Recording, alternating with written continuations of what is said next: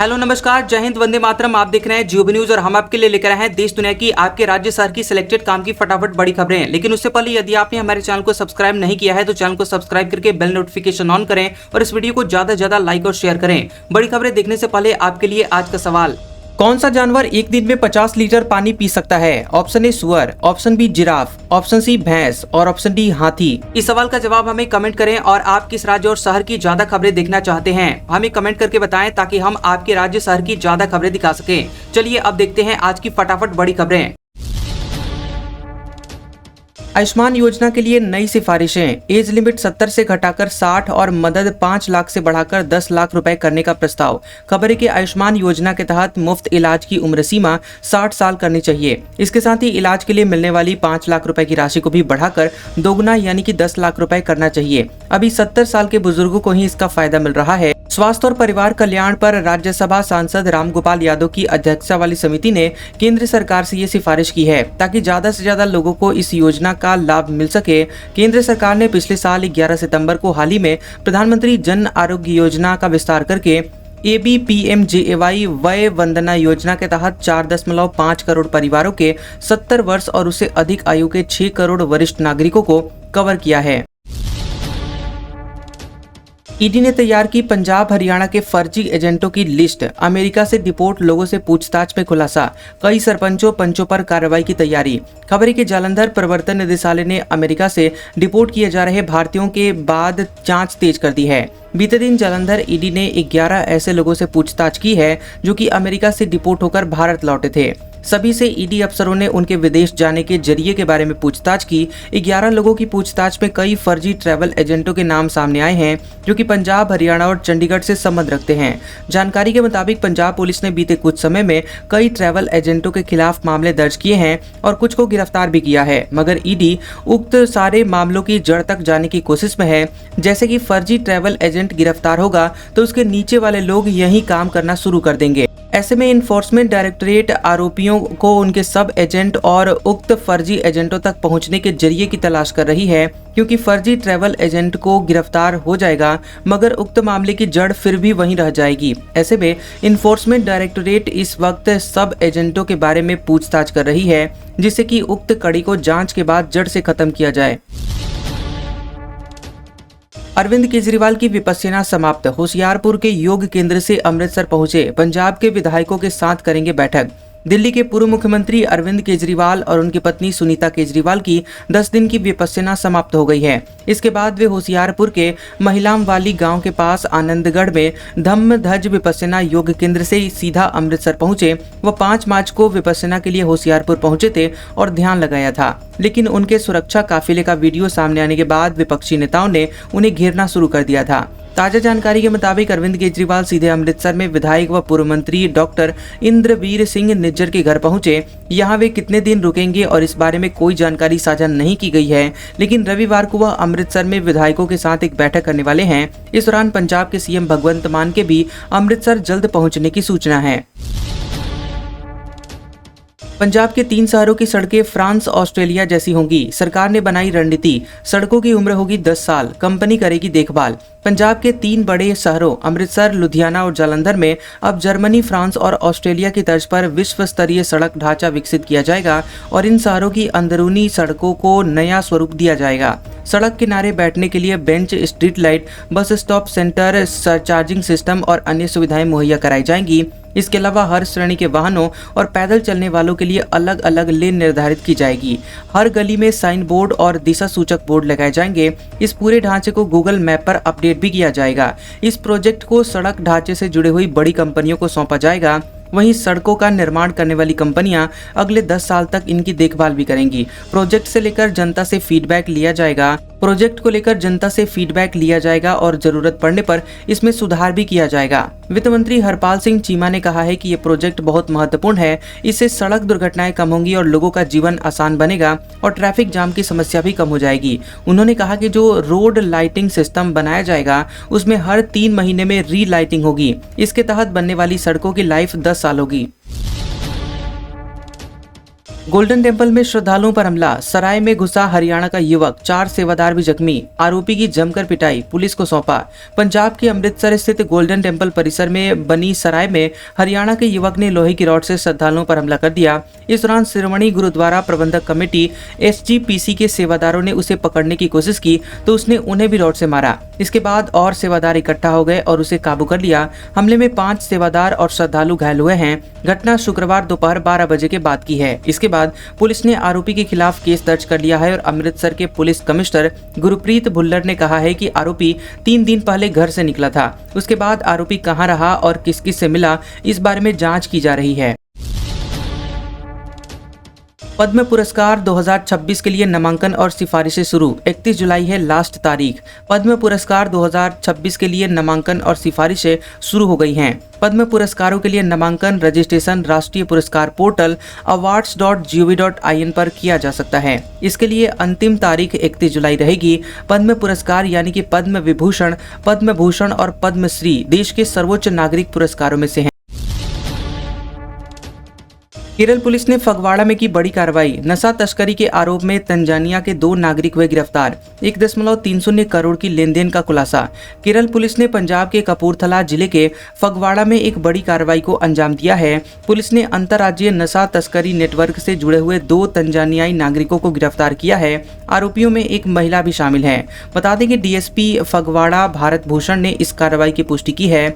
आरोपियों की पहचान डेविड एंटेमी 22 साल और 21 वर्षीय अटका हारूना के रूप में हुई है। दोनों लवली प्रोफेशनल यूनिवर्सिटी के छात्र बताए जा रहे हैं। हालांकि इसकी आधिकारिक तौर पर पुष्टि नहीं हुई है। पुलिस के मुताबिक बीते कुछ महीने में डेविड एंटेमी के खाते से लगभग 1 करोड़ रुपए विभिन्न अन्य खातों में स्थानांतरित किए गए थे, जबकि अटका हारूना के खाते से 30 लाख रुपए ट्रांसफर किए गए थे। दोनों यूनिवर्सिटी के नजदीक एक किराए के मकान में रह रहे थे और एक आरोपी ने दावा किया कि वह तंजानिया के एक जज का बेटा है। ये कार्रवाई केरल के कुन्नमंगलम पुलिस द्वारा दर्ज एक मामले में पहले से गिरफ्तार 2 आरोपियों की निशानदेही पर हुई है। तेलंगाना टनल हादसा, सर्च ऑपरेशन के लिए हाइड्रोलिक रोबोट तैनात, अभी भी 7 मजदूर सुरंग में फंसे, आर्मी और NDRF के जवान मौजूद। तेलंगाना के SLBC टनल हादसे में फंसे हुए 7 मजदूरों की तलाश के लिए ऑटोमेटिक हाइड्रोलिक एबल रोबोट को तैनात किया गया है। ये रोबोट एक विशेष तकनीकी से लैस है जो कि सर्च ऑपरेशन की रफ्तार को बढ़ाने में मदद करेगा। अधिकारियों के मुताबिक इस रोबोट के साथ 30 हॉर्स पावर क्षमता वाला लिक्विड रिंग वैक्यूम पंप और वैक्यूम टैंक मशीन तैनात की गई है, जिससे मिट्टी हटाने का काम तेजी से हो सकेगा। मैनुअल खुदाई की बजाय ये रोबोट ऑटोमेटिक तरीके से मलबा हटाने में सक्षम है और 1 घंटे में लगभग 620 क्यूबिक मीटर मिट्टी सुरंग से बाहर निकाल सकती है। शाह बोले, कांग्रेस सरकार ने मुझे असम में पीटा, 7 दिन जेल का खाना खिलाया। इन लोगों ने राज्य में दंगे करवाए। केंद्रीय गृह मंत्री अमित शाह असम के जोरहाट में उन्होंने कहा कि 2016 में भाजपा की सरकार बनने से पहले कांग्रेस ने असम को दंगों की आग में झोंक रखा था। मुझे भी असम में कांग्रेस सरकार ने पीटा था। हितेश्वर सैकिया असम के मुख्यमंत्री थे और हम पूर्व PM इंदिरा गांधी के खिलाफ नारे लगाते थे। मैंने भी असम में 7 दिनों तक जेल का खाना खाया और पूरे देश से लोग असम को बचाने आए। आज असम विकास के पथ पर आगे बढ़ रहा है। शाह ने जोरहाट में पुनर्निर्मित पुलिस अकादमी के पहले चरण का उद्घाटन किया और दूसरे चरण की नींव रखी। शाह ने कहा कि लाचित बरफुकन पुलिस अकादमी आने वाले 5 सालों में देश भर में सर्वश्रेष्ठ पुलिस अकादमी बन जाएगी। मैं असम के मुख्यमंत्री हेमंत बिस्व शर्मा को आहोम साम्राज्य के सेनापति लाचित बरफुकन के नाम पर इस अकादमी का नाम रखने के लिए धन्यवाद देता हूँ।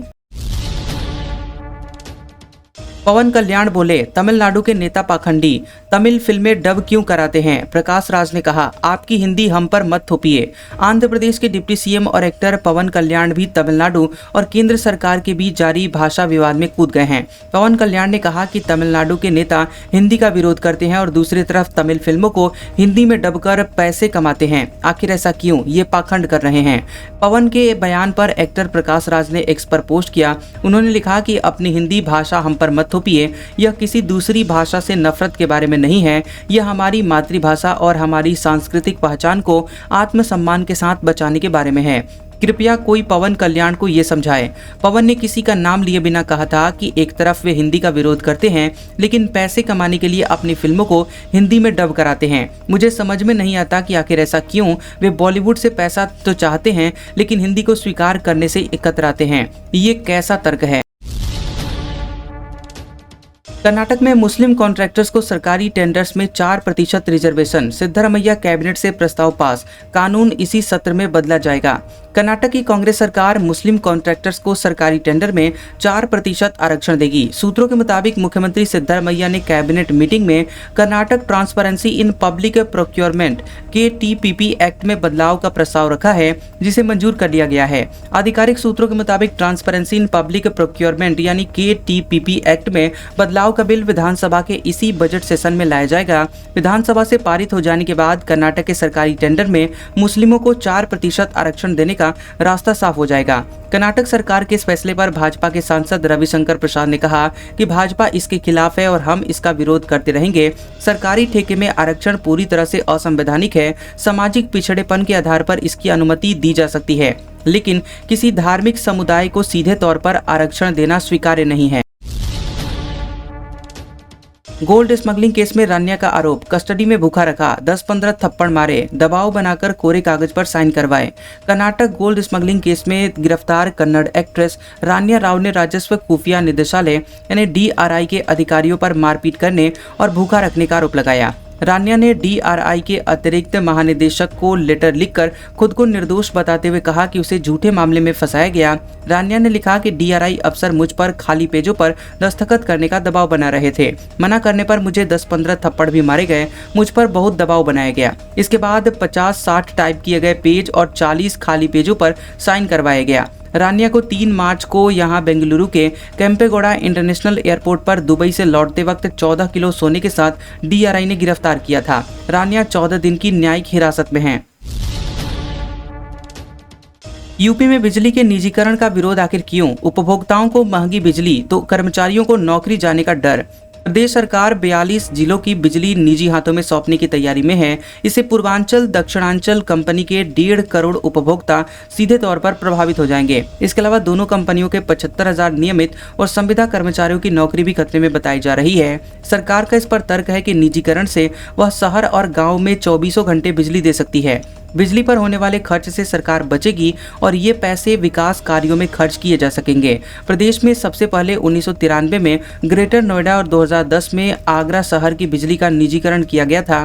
चंडीगढ़ की पूरी बिजली व्यवस्था निजी हाथों में सौंप दी गई है।